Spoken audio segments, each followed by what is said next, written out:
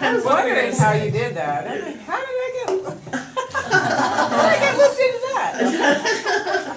I know. It's just so exciting to have her here today, because I was thinking, we have a to-go-to person who has been speaking about Rosh Hashanah for the last 8 years, and that's Annie Corbin. And we really appreciate Reverend Corbin talking about it. And then I said, we must have somebody else that knows about Rosh Hashanah. And just then, Siobhan called Corky to talk about something. And Corky said, let's ask Siobhan. So here we are. Thank you, Annie. You had spoke just a few weeks ago for your birthday. Yes. And anyone who's interested in speaking at church, what I want is to have you let me know. What's your topic? What's interesting to you? Where do you get your spiritual energy? For some, it's an organized religion. For some, it's watching the trees blow in the wind. There's so many ways that people get their spirituality, and we want to hear about it, because then we can join with you in that energy of feeling so good about something that maybe we hadn't even realized was a spiritual event in our lives. Have you ever realized that sometimes that was pretty spiritual? I didn't even realize it at the time. Well, you're going to hear more about the wonderful joy of celebrating the new year in the Jewish faith by our wonderful Reverend Siobhan Nicolaou.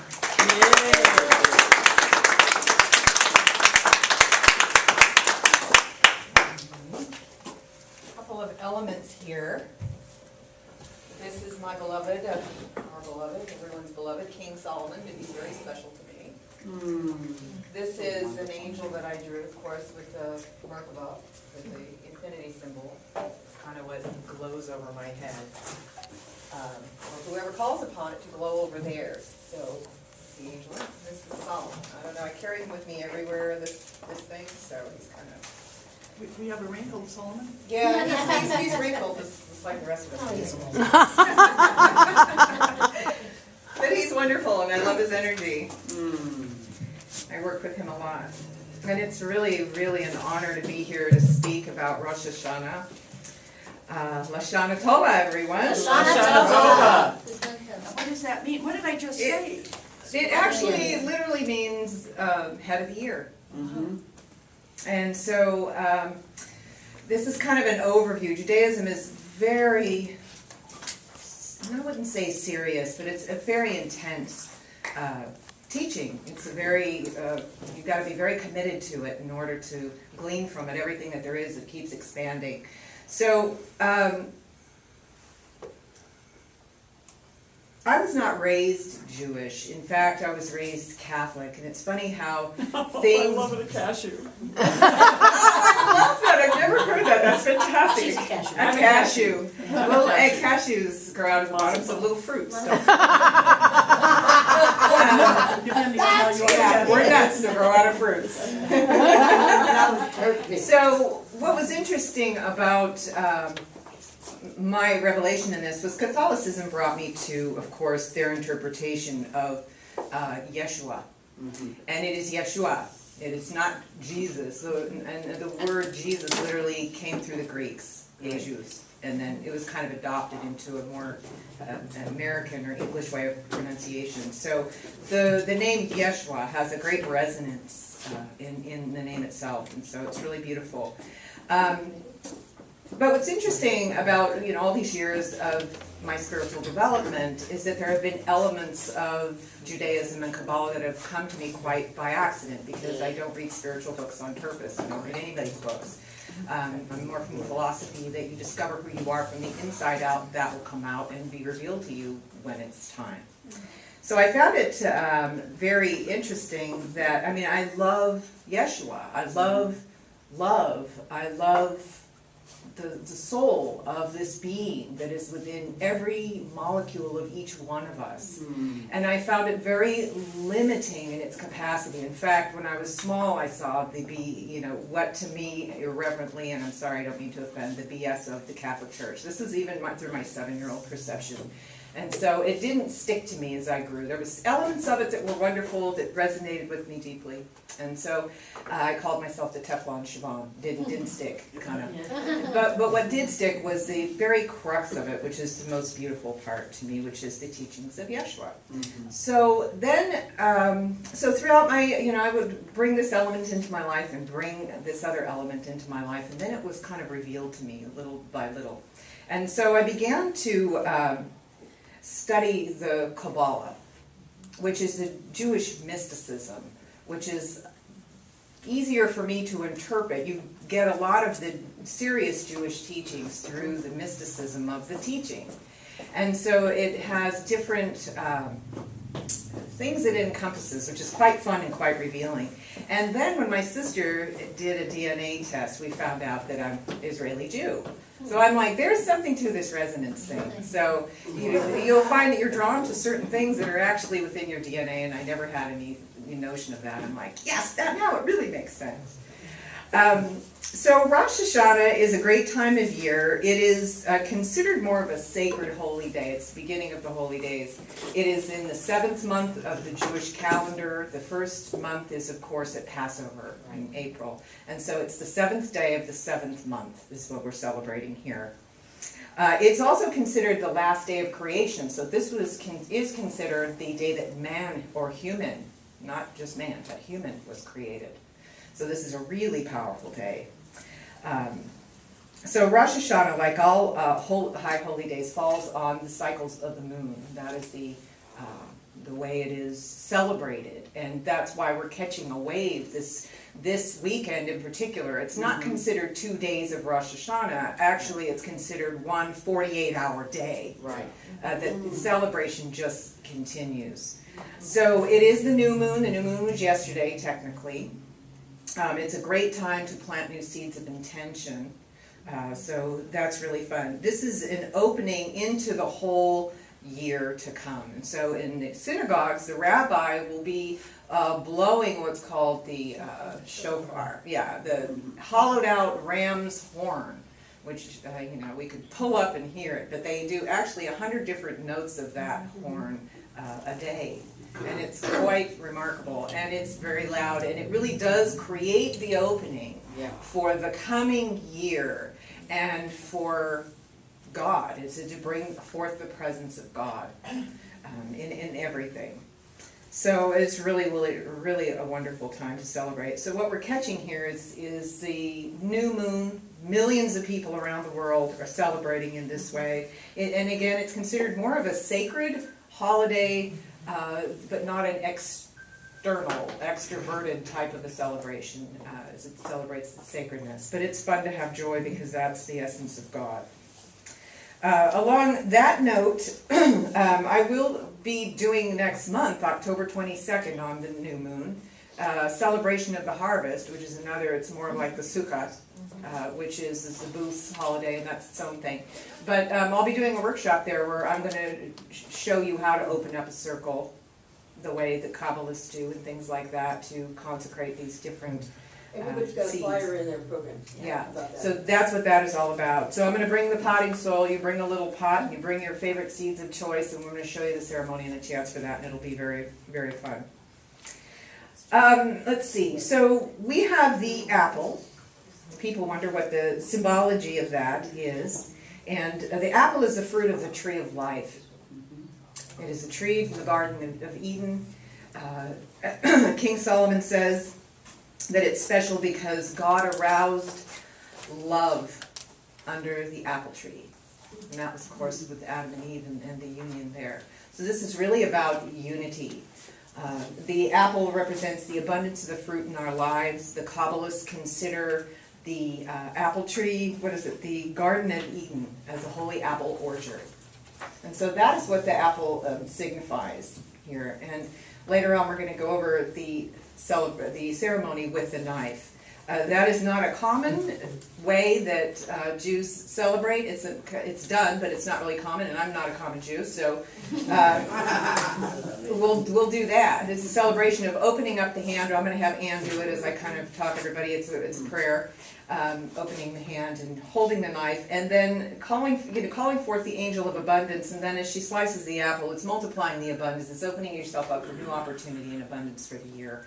It's very, very sweet. There are a lot of angels in this room today. Yes, there are. I'm telling you, I don't know who else can see and feel them. Yes. They're like taking up all the empty space. Yes. So, thank you for bringing everybody here. So, Rosh Hashanah is really fun. I'm kind of missing it today in Brookline, where I lived for a fabulous 4 years in Boston, and I would love to go back and live there again someday. Rosh Hashanah is about evoking love and resolve and transforming the world into a Garden of Eden. It's all about our intention to transform the whole world into this fruitful love and abundance. And when we look at the honey, that symbolizes the sweetness of life, but it also is in reference to the bee. And the bee represents the stings of life. And as Reverend Aileen was speaking about, the sweetness on the other side of our pain.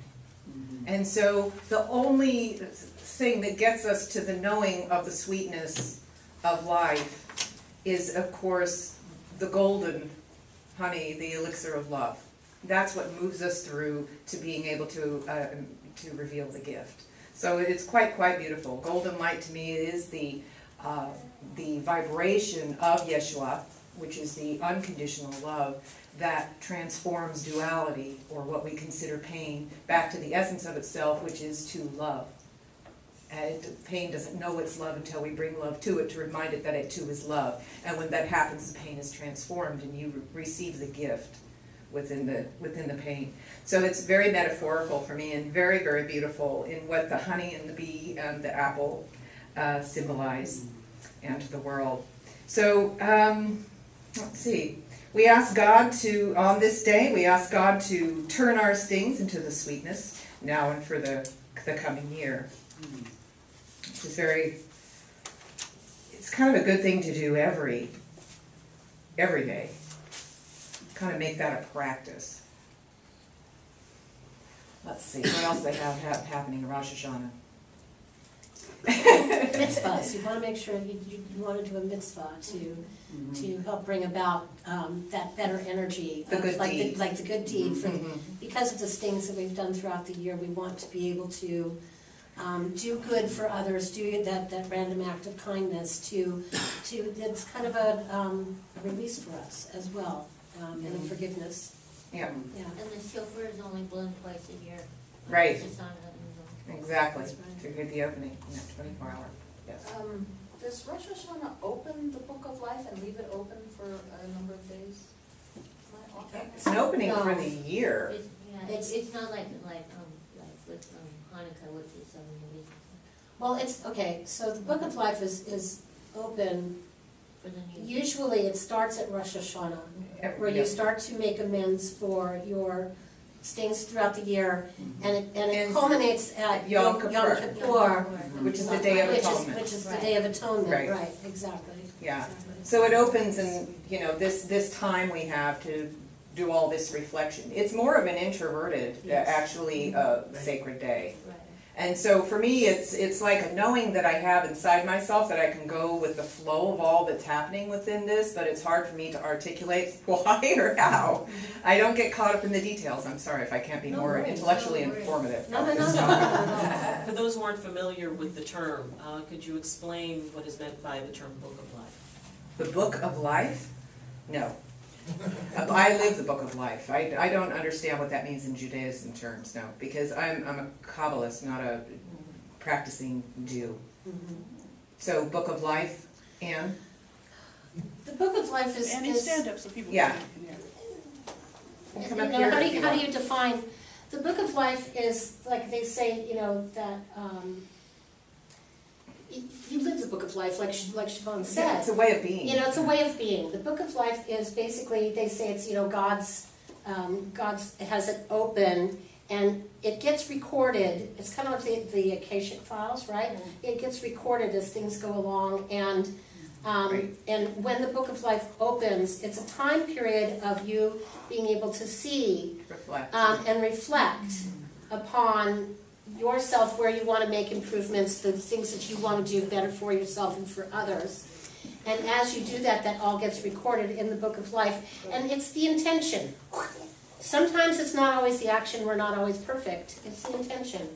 And you know, I don't know how many have been here when I've spoken about Rosh Hashanah. I always start with saying, if I've ever done anything to hurt any of you in any way, it was never my intent. And I want that written in the Book of Life, that it's always my intention to do good, and that I make mistakes, and God knows that, like everybody does, right? And yes, Laura? What is the difference between this and the Akashic records? Gosh, that's a really good question. That's a question for a rabbi, There you really. go. You know, and I don't think that there is a don't difference, think to be there honest with you. Yeah. I just think it's a vernacular, it's a way of expressing and a way of speaking it. Because when you look at, to me, all religions are one. It's just a matter of how you express How you it interpret and it. how you interpret it. So Yeah. really, that's what it's about. My daddy goes So when I hear the Book of Life, to me, you know, it's exactly that. It's a time of reflection. When I hear Book of Life, that's an atonement. Then I intuitively know what that is for me. You know how that is to carry on to the people that I share that with. You know, in my professional life, when I take people through these stages and work with Abraham and all the other fantastic Jewish sages. But yeah, that's the Judaism, the religion where it is so technical and so deep and so this and that it just goes. Yeah. So it's really to take these beautiful tools. You know, if you want to get into it, I would say follow these different things. When you hear Book of Life, what does that mean? You get this simple term like reflection. What does that mean to you? And then you know Yom Kippur is about atonement, and it kind of makes it all come together. And so you can follow this current, because I'm not stuck in any religious dogma or structure. So Rosh Hashanah to me is this wonderful celebration of everything as it is celebrated by everyone, especially the Jewish community, as we grab that current and run with everything they're doing, because it's beautiful. And it's called the New Year. I mean, this is our New new year. And so it's the new beginnings, it's an opening, it's an opportunity to begin again. Absolutely, absolutely. And to come to terms. It's almost like, you know, Catholicism, they would say it's confession. You know, it's kind of repenting or something like that. And when, you know, I went into the little box when I was probably 6, and the priest, and I'm sitting there, you know, and he's asking me, well, you know, oh, forgive me, Father, for I've sinned. It's been, you know, this is my first time in the confessional, and so it was almost as if he kept having to get more general to try to, you know, what do you think? So I made up something, I lied. Oh, you lied in confession? He's getting more general and more general, trying to come up with something, and I just had to give him something. I thought I was failing, I had to get out the so I lied to feel worthy of the penance. Yeah. So, you know, that's kind of, I'm like, wow, this really isn't working. I'm 6 years old, for God's sake. What have I done? Nothing, ever. You just stick your tongue out at somebody. So, I don't remember what I made up. I probably threw my brother under the bus or something, you know, took him down with me, something like that. So, you know, the words atonement, kind of reflection, and the Book of Life resonate far more with me than going in and trying to figure all of this out. So, yeah, that's what it is this time of year, is this celebration of new life. And, you know, and another thing that brought me to Judaism also, studying Kabbalah and learning Judaism through Kabbalah, is that this is the way Yeshua celebrated. Yeshua celebrated these. I'm like, I want to celebrate like he did, to know who he was more. And people forget that. Somehow they turned him into a Catholic. And I'm not making that wrong. I'm certainly not just in a Catholic church. I'm very grateful for all they have taught me, I'll tell you. But, you know, somehow people forget where he came from, and that the celebration of the host is actually a Seder. Right. The Last Supper was a Seder. Yeah. So, you know, and they reach for another type of wine. They're not pouring Manischewitz in the Catholic. So, anyway, it's good. So I came to know what was important to me within the religion that I was brought up in, what the most beautiful and important elements to me which is Yeshua's vibration. I found deeper levels of that love within the Kabbalah and the ceremony of what it represents. And to give yourself an opportunity sometime to follow the Jewish calendar for a year and the different celebrations that they do, and keep in mind that Yeshua did celebrate in this way. And that kind of opens up doors for you in resonance to a whole new level of that love. It's far more than you can really articulate or put together in one holy day. So this is like the big confessional, if you will, written all down in a book. You know what you'd like to make amends for, forgive yourself and others. If you make a practice of that every day as you become more self-aware, then you can have a Rosh Hashanah every moment. You know, it's a way of living. It's not just a structure throughout the year. Right. It is literally a book of life. And when they talk about their symbology, even with the apple tree, that is the tree of life, and the fruits of life, and the abundance of life. And all that is it just all celebrates new beginnings and life, and the multiplication of all things that we are worthy of. One thing I find in most Jewish people that I know is their innate sense of worthiness, which is not found how I was brought up in a church that demanded that we say,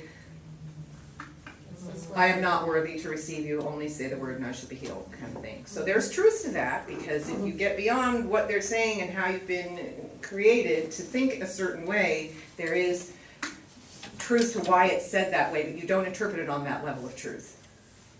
So only say the word yes and you will be worthy. So it's really you that has to say the word, but you don't interpret it that way when you're really small. You just so. But anyway, it's the worthiness. And when they talk about being, the chosen people, we really all are chosen, and we have to choose ourselves. We have to choose ourselves, and we have to declare that, and that's what they try to impress upon you. So all of the Jewish holidays are fantastic when they celebrate the parting of the Red Seas. What that really means, all of the ways, what these teachings really mean are quite profound. And they keep moving you into different levels of the self. And so this particular holiday, or holy day, it's a wonderful way to set your intentions. This is a new moon. Everything that is said today, that is consecrated in your own heart today, is going to move you forward in a much bigger, more prosperous, and loving way. So it is really a way of being. Rosh Hashanah is a way of being all the time. Being self-aware, loving yourself, giving yourself the permission to have a new life with every step. With every step of the That's love. our motto, L'chaim, to learn. Okay. To life. It's all about life, isn't it? How many times do you see life in teachings everywhere? It's really the celebration of life. And really knowing who you are. And Dottie was referring to that in this beautiful meditation that you began about knowing who you are and being connected to who you are and being, moving forward with who you are. And you're much more than you've been taught, and you're much more than maybe you currently feel yourself to be. But as you set the intention for the new year to make every day a new year and new beginnings and focus on that which is light and life and love, then you're kind of reborn in every moment. You get connected to the source of who you are, which is the crux of all Judaism. They remind you that you are the source and that you are the creator being. You're not limited to or by anything. And so a lot of these teachings, if you want to follow them, it can create the opening today for you to want to become more aware of that, and then have that information within you in your meditations come forth. You can call it forth today, that you know more of who you are as the creator that you are. And then in meditations, open yourself up to that consciously every day.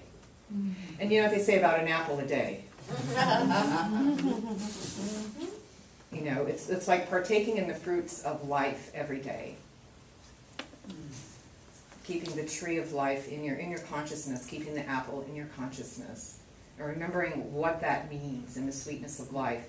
And when you, put honey on your counter, so you remember that too. Put a jar of honey in your counter, on your cupboard, so you're looking at that. And so every time you look at that, you have a different knowing of what the honey, the elixir, the golden light of love is in your life.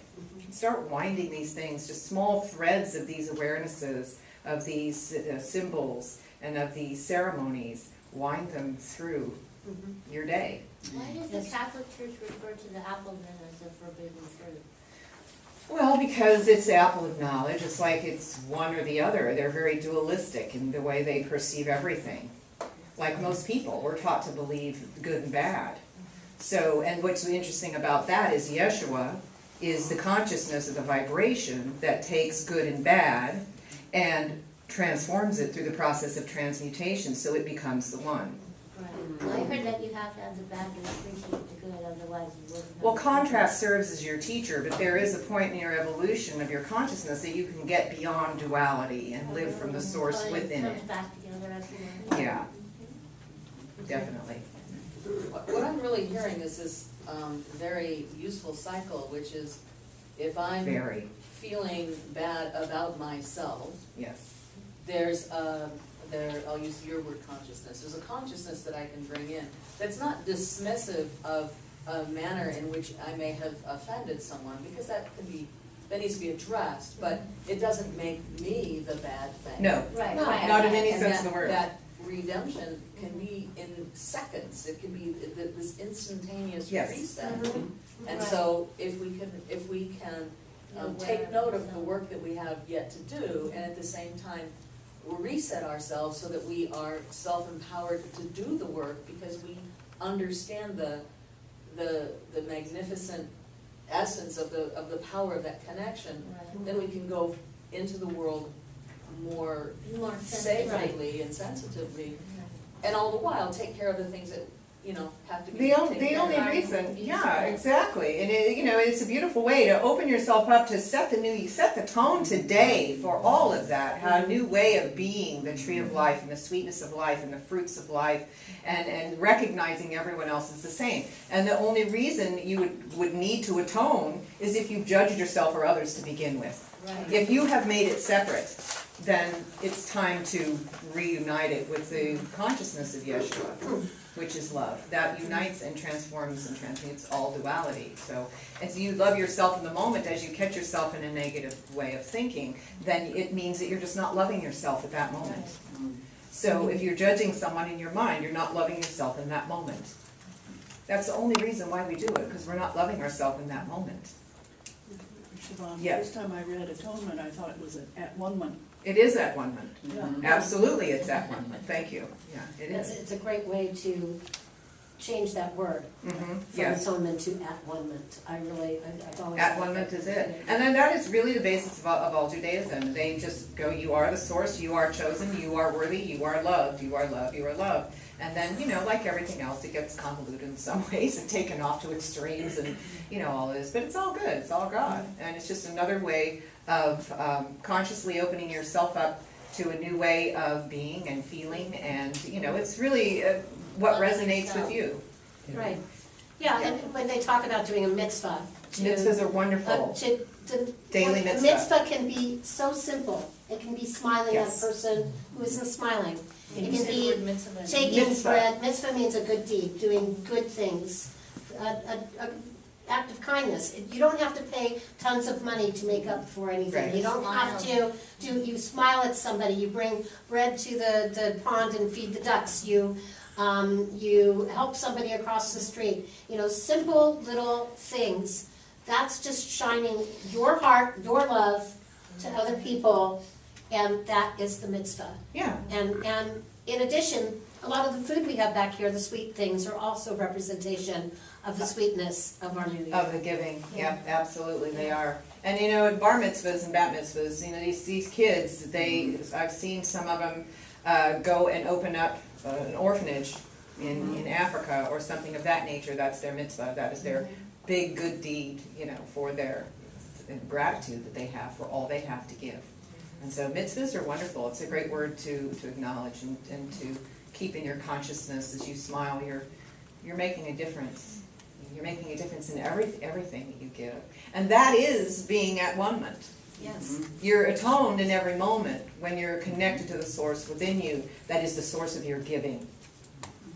Because giving from that source is the key to the giving being received in the way it is intended to be received and uplifting. So if we give from another source of something like guilt, the gift cannot be effective given from that vibration of energy. If it's negative, you pass it on. Well, it's just what we're taught. You know, we're taught to give from guilt or you know, seeing someone in their need. And let me tell you, no one was ever healed in the presence of Yeshua, because he never, you know, no one was healed without him seeing them in their wholeness. You have to see someone in their wholeness for them to be healed. And People so, can tell if it's not genuine, you know. Yeah. If it's forced or done right, you can feel. typically, it we're shows. done? Okay, so on that note, I would like to, thank you, I have no idea what time it is, what I've been doing here. So we have Chris and Patty that I would like to invite up, and what's going to happen is that Chris is going to chant to be a hafta, and Patty is going to read what she means in English, so it's going to be like a round. Okay? If anybody doesn't have a green sheet, there's 2 extras right here. It's this side you can read. We're doing the landscape side, not the portrait. You shall love. And then after we're done with that, I'm going to have Anne come up here and take you through a little ceremony to invite the angels of abundance, which are really here, or one specific one, as we cut the apples and dip them in honey. Okay, and honey is organic honey from Honey Ladies, so. Yay! And then we're gonna have them again. And then we're going to dance. Well, and then we'll get to do our dip your apple song. Can we listen to the Dip Your Apple song? After we do the ceremony, yes. Okay. Are you gonna teach them how to do the Hora? Yeah.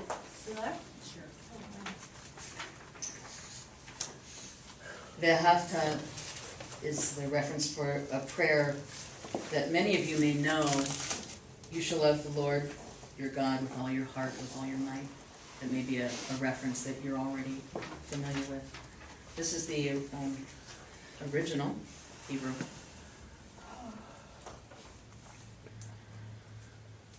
ואהבת את אדוני אלוהיך בכל נפשך ובכל נפשך ובכל מאודיך. You shall love the Lord your God with all your heart, with all your soul, and with all your might. וחיו הדברים האלה אשר אנוכי מצווך היום על לבביך. Take to heart these instructions with which I charge you with this day. Impress them upon your children. ושיננתם לבניך ודיברת בם בשבתך בביתך ובלכתך בדרך ובשוף בך ובקומך. Recite them when you stay at home and when you are away, when you lie down and when you get up. וקשרתם לאות על ידיך חיו לטוטפות בין עיניך וכתבתם על נוצות ביתך ובשעריך. Bind them as a sign on your head and let them serve as a symbol on your forehead. Inscribe them on your doorposts of your home and on your gates. למען תזכרו ועשיתם את כל מצוותיי והייתם קדושים לאלוהיכם. Thus you shall remember to observe all my commandments and be holy to your God. אני אדוני אלוהיכם אשר הוצאתיכם מארץ מצרים להיות לכם אלוהים. I am the Lord your God, who brought you out of the land of Egypt to be your God. אני אדוני אלוהיכם. I am the Lord your God.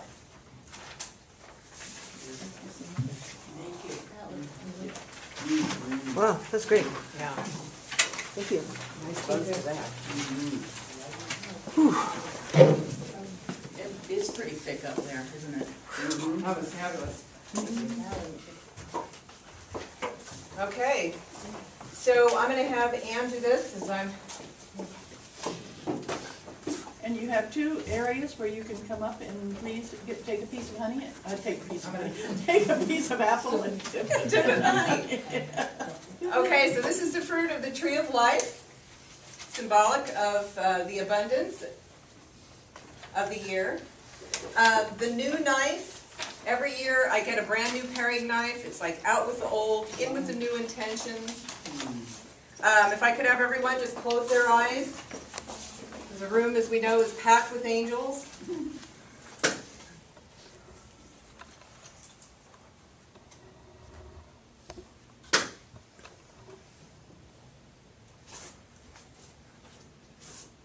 I call upon God's holy angels, the angels of life and abundance.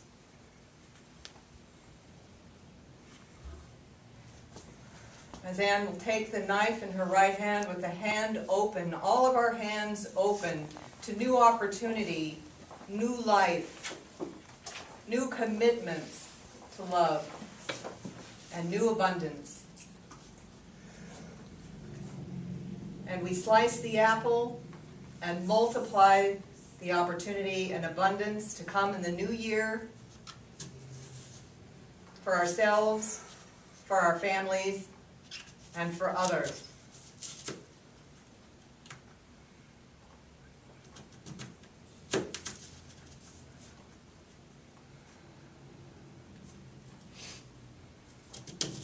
The angel in Hebrew, specific to this ceremony, is Shatach. Sounds like Is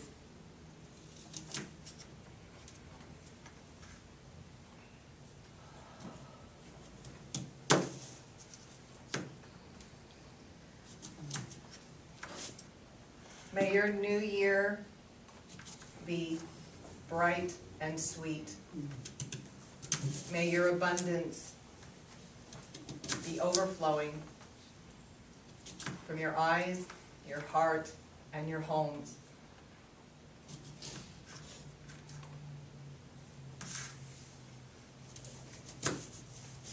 May you remember the blessing of the golden light and vibration of Yeshua reflected in the honey. Makes everything that would sting sweet. May you offer this blessing of love to yourself first, and then offer it to others. Can we share our apple? You can do anything you want. We want to do our dip of the apple song, or do we want to wait till I cut up a few more apples? You could do a song.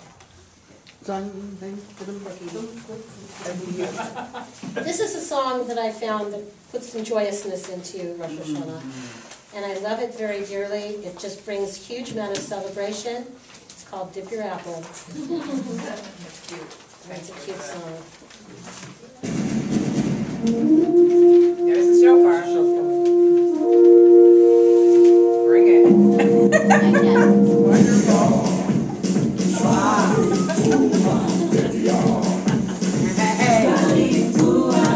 A new rising, a new beginning.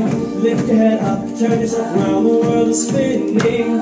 Feel the magic of a new day. Open your heart to the first start, set your face away. You've made mistakes, feel it. You got what it takes, believe it. Wrong can be right, just when you need that light. Bum, bum, bum. It's Rosh Hashanah.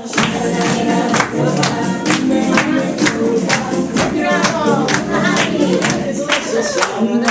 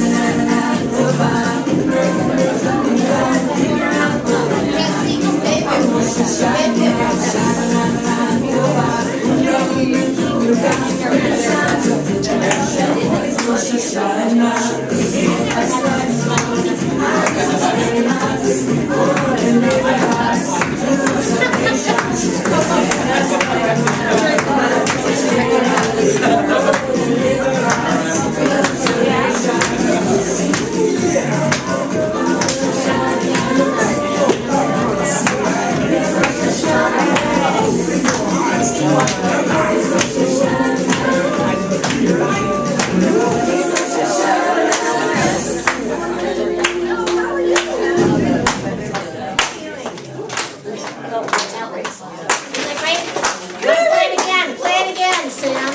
Again, Sam. Something's waiting to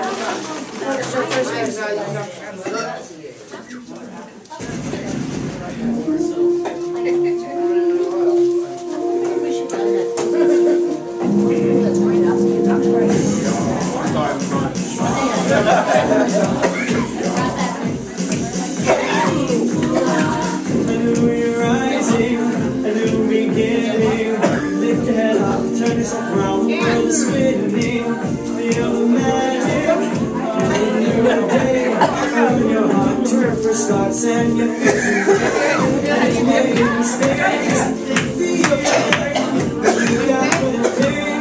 believe it. Just for you need not fight.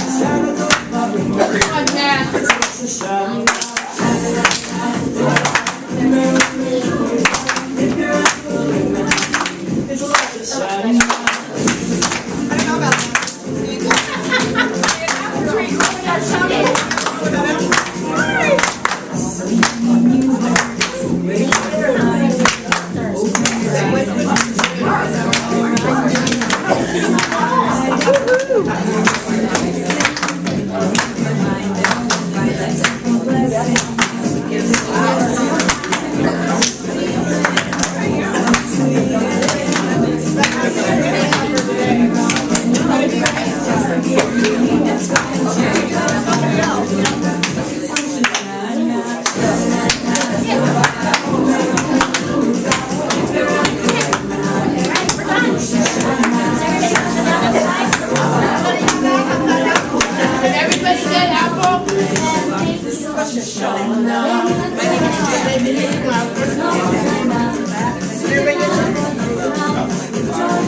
Why are you going?